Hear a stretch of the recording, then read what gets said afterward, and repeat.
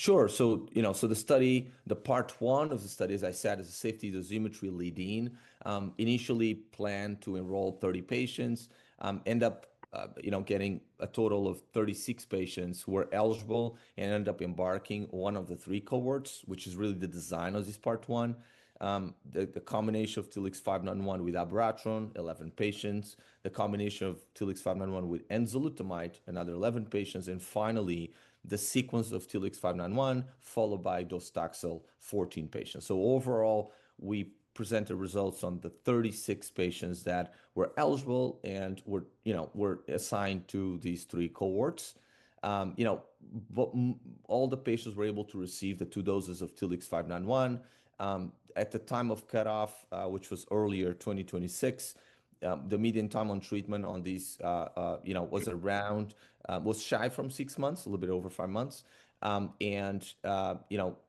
Patients were able to receive Abi with Telix, Enza with TLX591, and 57% received 2 or more cycles of chemo. 9 of the 14 patients received chemo, with more than half receiving 2 or more cycles at the time of data cutoff as well. So the population that we enroll, basically 77 median age. Most patients receive an ARPI in mCRPC setting. We saw more liver metastasis in this cohort, around a third of the patients or so. And then we go through the safety and dosimetry data as well. So we reported frequent non-hematologic events, fatigue, nausea, dry mouth, but for the most part, minor. And then hematologic events were frequent, thrombocytopenia, neutropenia, lymphopenia, they were frequent, but transient. The supportive interventions needed with blood transfusions or platelet transfusions or, growth factors were needed in single digits or up to 14%. And then, there were no toxic deaths, there were no bleeding events, and there was one episode of febrile neutropenia. And then, we do a deep dive into the platelet kinetics. You see kind of the nadir around 43 days and then a recovery approximately 15 days later, which, basically gives us the feasibility of incorporating, TLX591 with the standard of care in this setting.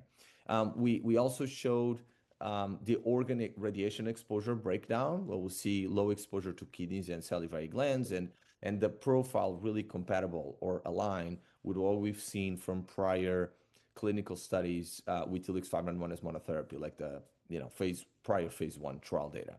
And then finally, we also showed SPECT data from 2 patients showing the tumor retention, through the 15 days following administration of TLX591. So bottom line, this is the data that would leverage continuing the investigation of TLX591 into the part 2, which is a larger portion of the trial, about 490 patients plan to be enrolled in a randomized fashion of 2-to-1 to Abi, Enza, or docetaxel with or without TLX591. So that's really what we presented, and